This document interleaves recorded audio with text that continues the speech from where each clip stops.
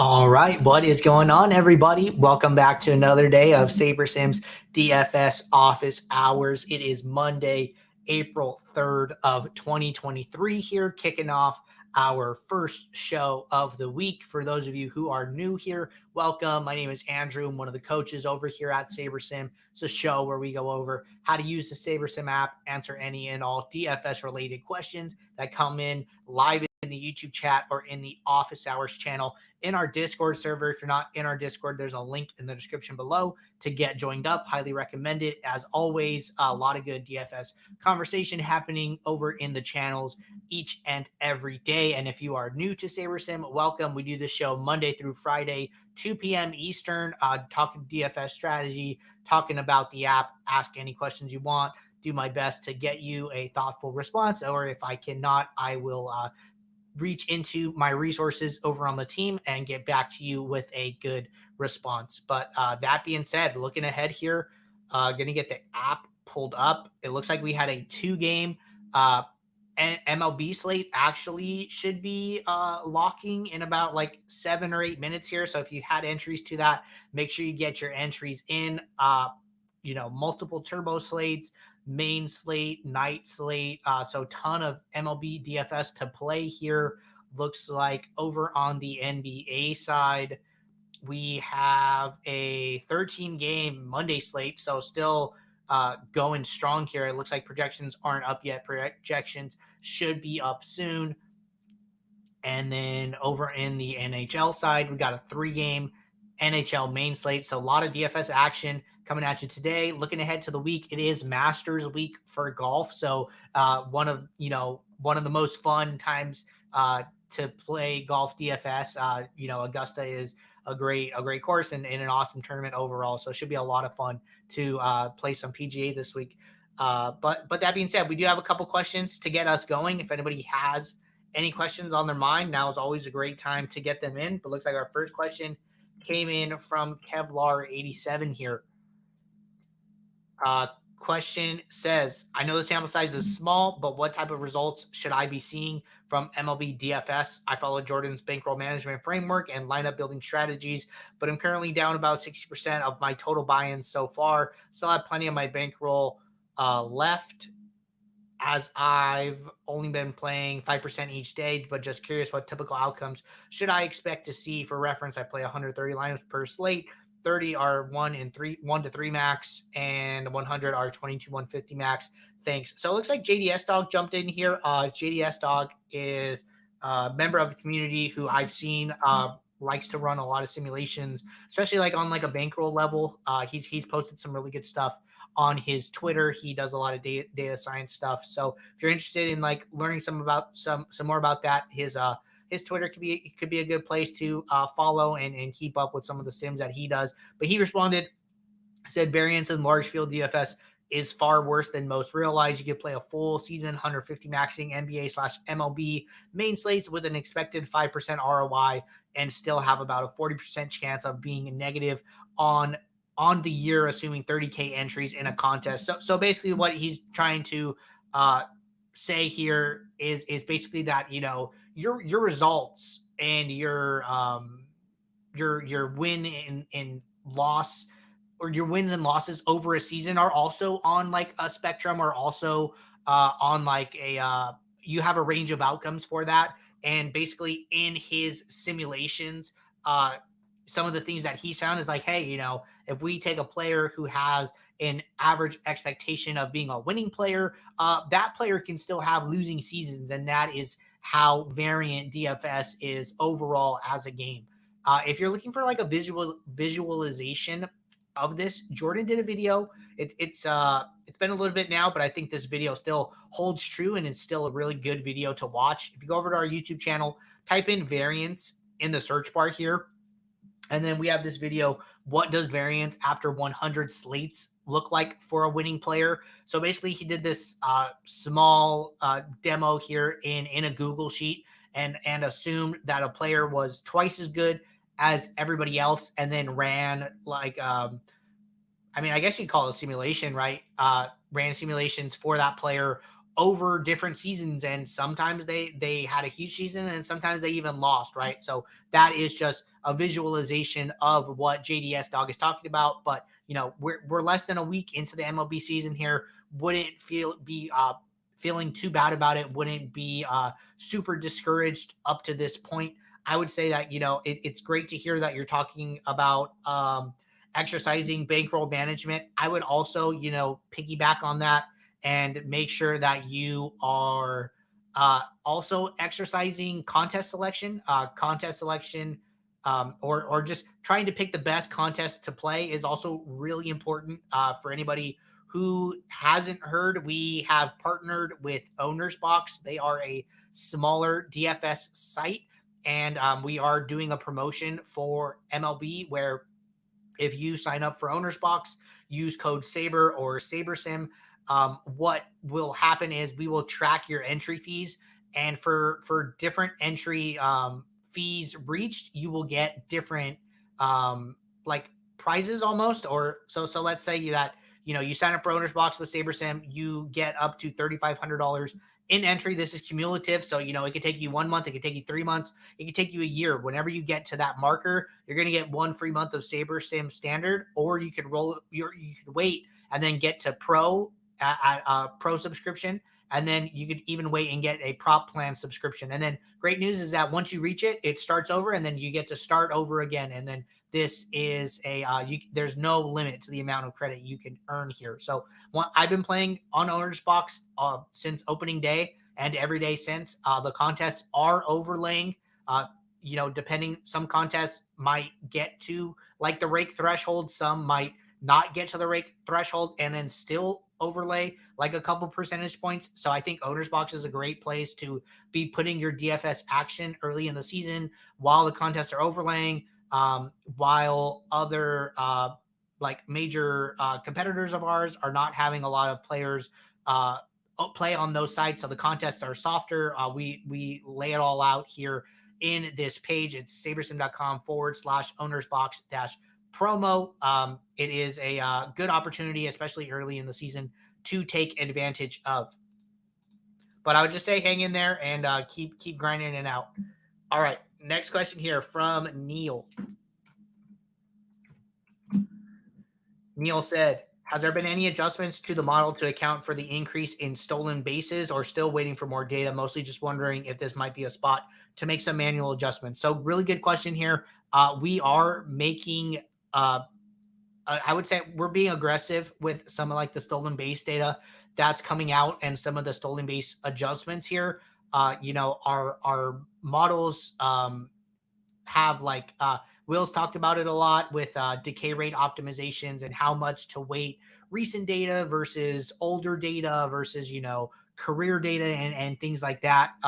But with the rule changes specifically being the reason that these stolen base rates and attempts are changing, we're handling differently. So we're being pretty in tune, handling it like on a day-by-day basis and figuring out where we want to be with some of these rates. So I would say that this is probably not the right spot to add too much value here, but it's great to see that you're diving in and looking for each individual space that you think that you could add some value. But good question, Neil. I would probably not advise this particular spot. All right, next question in the Discord from Elder, and this is our last question in the Discord. Then we'll jump over to the YouTube chat. Elder said, question about filtering. Currently, when I filter for, say, salary less than X amount, the top number of Y lineups, let's say 150 in the entire pool, with whatever constraint you've set, will automatically populate. I'm interested instead in filtering only my top 150 and not the entire pool. Is there a way to do that? Okay. This is a good question. So I don't think there's a way to do this, and let's just run a build here and we can talk about doing this. So basically what Elder's kind of talking about, what you're describing is like the way our review mode works. So the way our review mode works is that it will basically take your 150 lineups that you've submitted and then isolate those from the rest of your pool. And then you will be able to sort those by actual score to see what were the highest actual scores in the lineup, say 150 that you played. It sounds like you want to do that, or that's what you're trying to do here. I don't know if you could do this. I would say that there is not a good way to do this right now, but there are some app improvements coming in the near future. Just some updates that we're making to where you're going to be able to basically like bulk trash lineups easier. So, if I wanted to say I wanted to lock in these 20 lineups, right? I would have to sit here and like scroll and hit this lock button for all of them. Or if I could easily like select all of my lineups, whether this is 20 or 150, and then lock them all in. Now, if I change my sorting method, because these lineups are locked, they will not go away. And then you could resort the lineups that are locked, which would be your 150 set, much easier. So there are some improvements coming here. I'm not going to like, usually what I would do is take this back as like a feature request, but I already know the team is kind of working on some of these things here. So Elder, I would say not a great way to do what you're looking for at the moment, other than really tediously going in and locking all these lineups. Or the other way would be going in and trashing all the lineups from the pool, so only your 150 set is remaining. But hang in there. We've heard some of these responses and requests in the past, so we're doing what we can to make adjustments on those fronts. All right, jumping over to the YouTube chat here. Looks like Elder said, thanks, Andrew. I'll hang tight. Yeah, man. Hoping those things are out sooner than later here, but they are like a top priority. John M said, would you say MLB and NHL DFS are the harder of the four major sports to beat? Seems like a lot of more sharp action would be in those compared to NFL and NBA, attract you more recreational and casual bettors. So good question here. Honestly, I would actually say that I would say PGA is probably like the third major sport here. I would say that you have NFL as the the top dog, and then you have NBA / like PGA second, third, and then probably MLB 4, NHL 5. Especially if you're like thinking about prize pools here, I would definitely put NHL a little bit lower. And if we look at this DFS sport hierarchy that we're talking about here, right?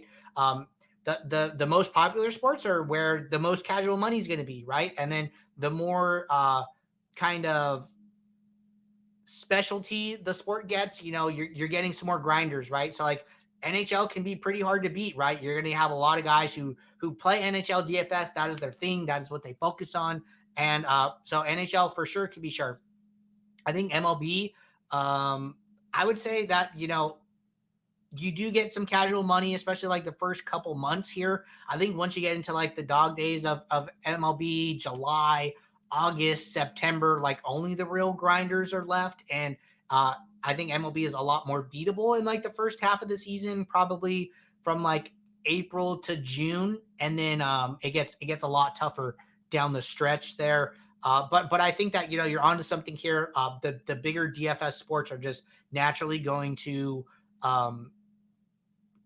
get the attention of more casual sports fans, more casual bettors, and then some of these smaller, grindier sports, depending on what time of the year, are going to get a lot of just the sharper players are just going to stay, and then just going to keep grinding it out. So you're definitely onto something there. I would probably like work that into like my bankroll allocation.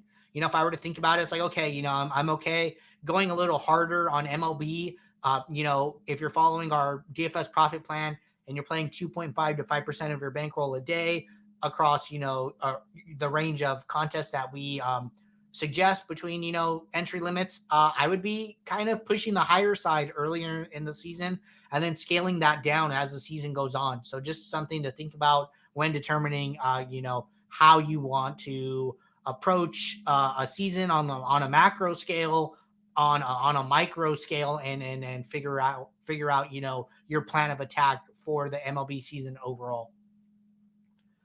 All right.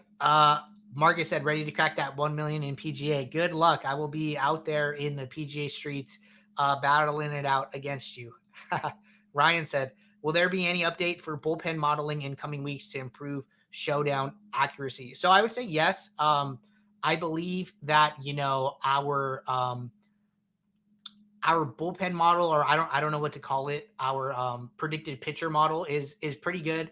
If you're interested in learning more about some of that stuff and how it works, Will and Eric did talk about that on our model stream at the beginning of the MLB season here. So if you go over to the YouTube channel and you go over to playlists, and then you go over to how to beat MLB DFS in 2023. We did this model interview stream with Eric and Will, two of our data scientists, and they talked a little bit about that. If you're on the pro plan, we did a pro exclusive video on Friday, one of the great reasons to be on the pro plan, where Jordan interviewed Scott, and they talked about bullpen usage as an area to add value to the SaberSim product. I think especially if you're playing Showdown, that makes a lot of sense. Relief pitchers are not being rostered at probably the rate that they should be. I think part of the problem is because if you're like building lineups on your phone,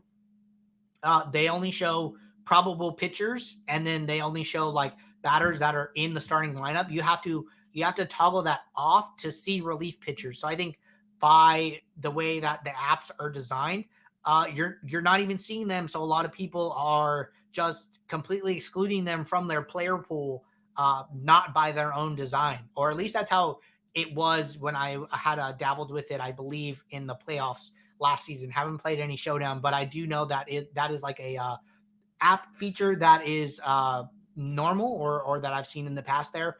But there are some good websites. I think it's like bullpen usage. I don't want to say bullpenusage.com, but there are some good bullpen usage websites where you can. Okay, it's baseballpress.com/bullpen dash usage. That is a good website to see who's pitched recently, who hasn't, how many pitches. So I would check that out as like a good resource. And I do think bullpen, who's likely to pitch, is definitely a good spot to try and add value. All right. Going to pull SaberSim back up here, and then I'm going to keep it rolling. Ryan said, MLB NHL contests are smaller, so less soft opponents, but SS correlation data gives you an edge over the field in NHL/MLB. I think those are two good points, similar, what's the word, sentiment, as I said about, not as many soft opponents. But, our correlation data is really good. We're using upside correlation when we build your lineups. So basically what that means is that, if you come into the app, click on any individual player here, we have correlation data from our simulations that we display in the app to show you who these players are most correlated with, who they are least correlated with.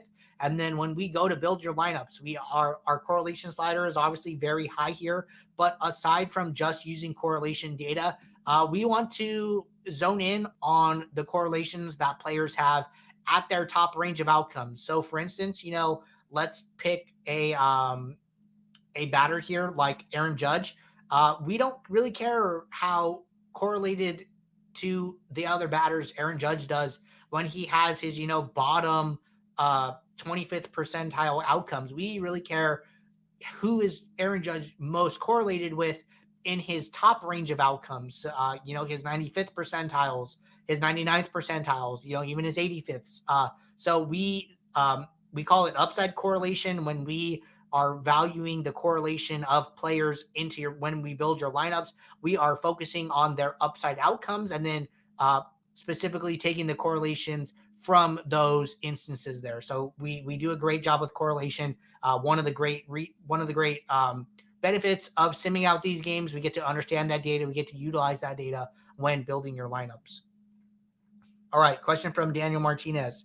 Say, can you example locking players in, then building the lineups with the lock players for MLB and NBA?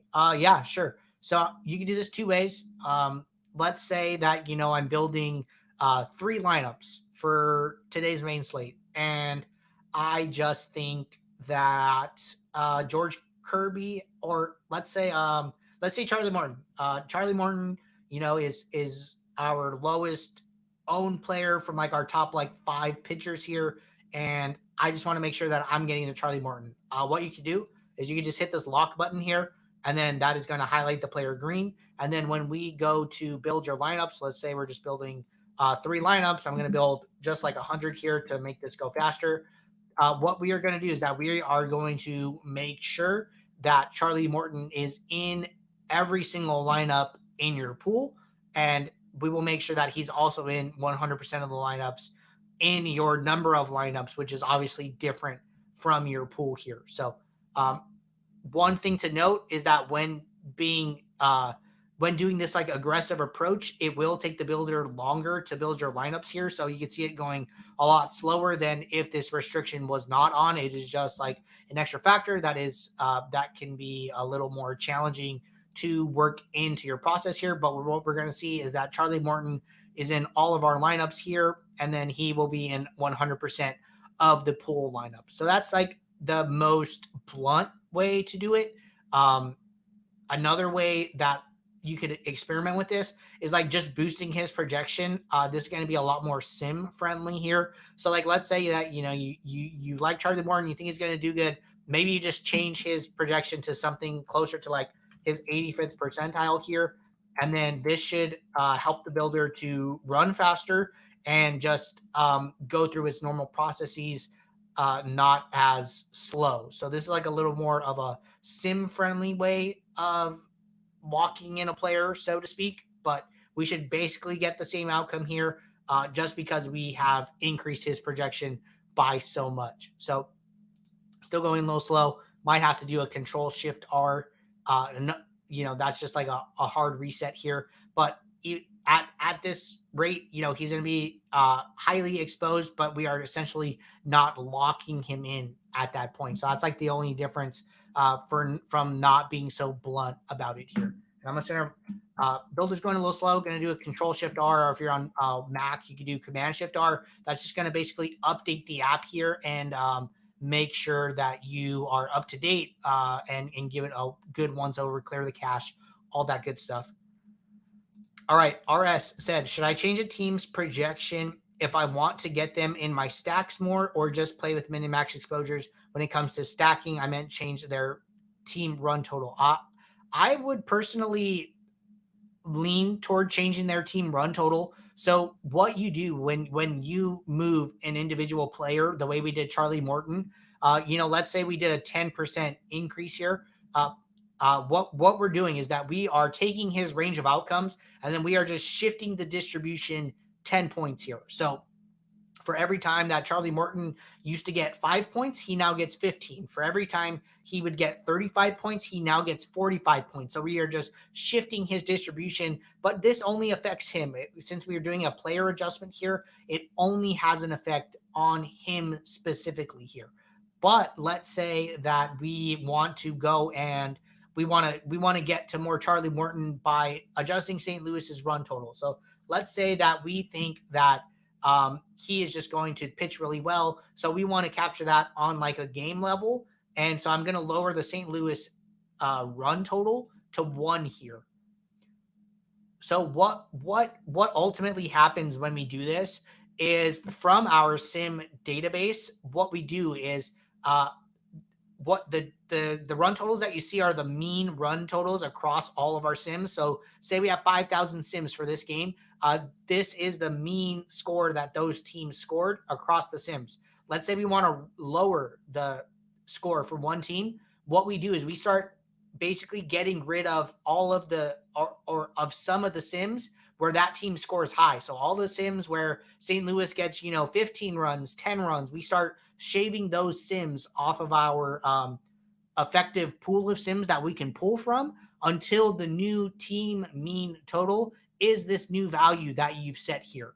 So that is basically what we are doing. So if I were to go into the team now, we are going to basically be affecting all of the team's projections on a team level. And then we should also be affecting Charlie Morton's projection on like a game level as well. So I didn't manually adjust him. This is his 6 point projection here is a result of us lowering the St. Louis team total. And then all of the St. Louis batters have now been affected by this adjustment here. So that is a good way to handle it on a team level. If you were to increase the score, we would do the exact same thing. We would discount the lowest scoring sims for that team, and then that would ultimately boost the team projections overall. So I think that's a great way of trying to get more or less of a stack, is to do it on a team level as opposed to a player by player level.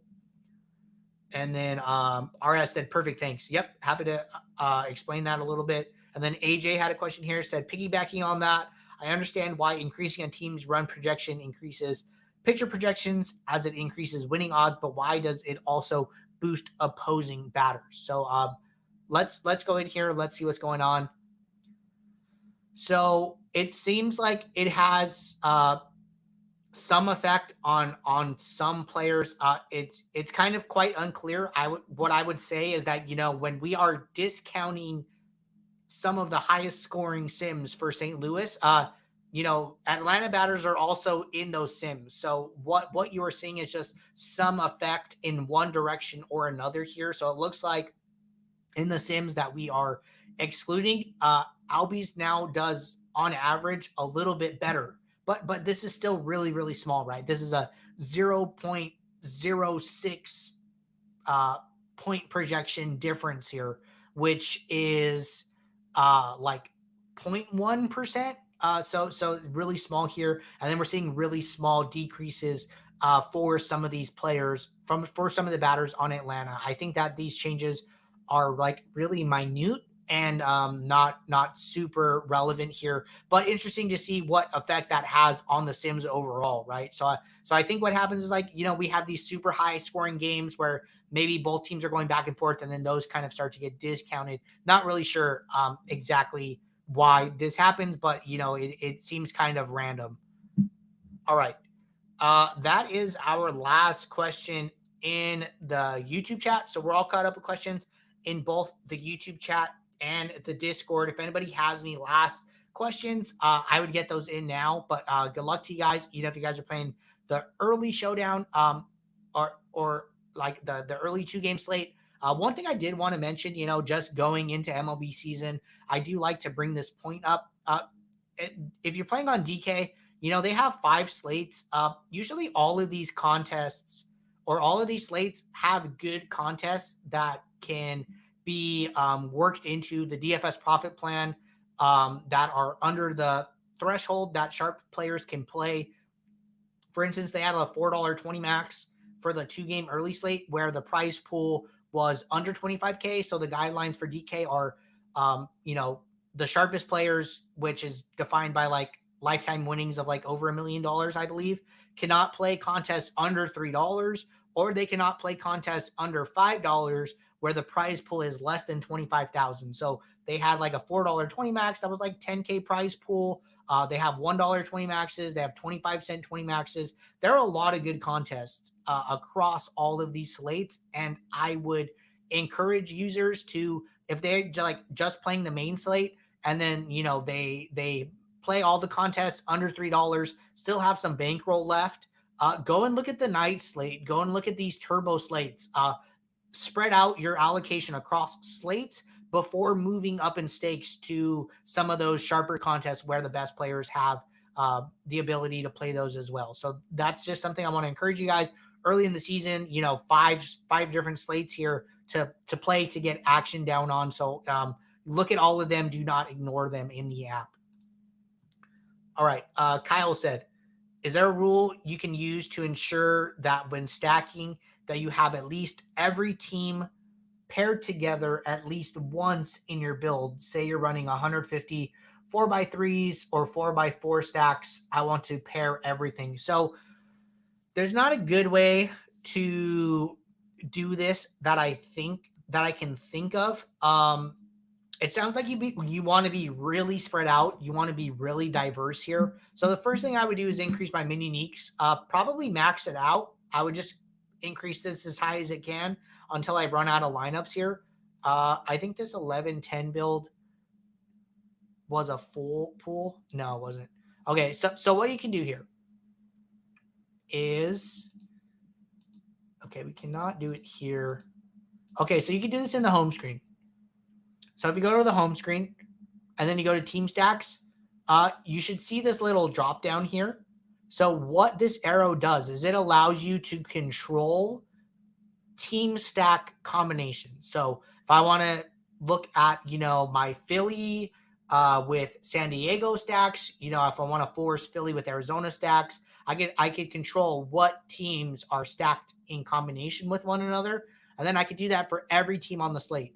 I'm almost positive in 150 lineups, you could not get, like, there would still not be enough lineups to get stacks of every single combination, because for Philly can stack with 20 other teams, and then New York can stack with 19 other teams, and then Tampa Bay can stack with 18 other teams, and et cetera, right? So I don't know if you could do that. You would have to do the math and check that out, but I do think you would run out of enough lineups to play overall. Another thing with doing that is we've seen the way that locking a player can make the builder slow. So forcing in all of these team stack combinations would also probably make the builder work really slow. So you would have to work that into how early you're building your lineups. But if you're looking for the ability to control team stack combinations, you could do that here. I would just be open to handling that in other ways here. So it's just not my favorite way. It gets really restrictive, and that's just not the way the SaberSim builder works best in.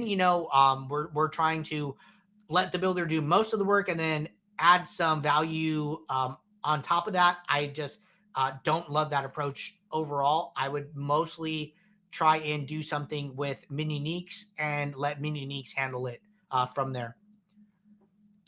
Okay. RS said, MLB has been amazing so far. I just want to understand the builder a little more.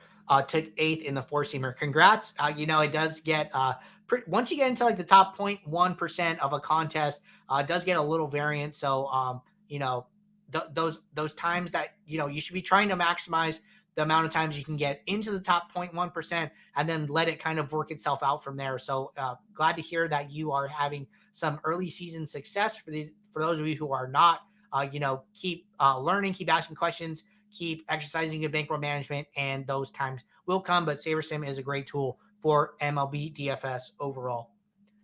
All right, everybody. I think that's it for today.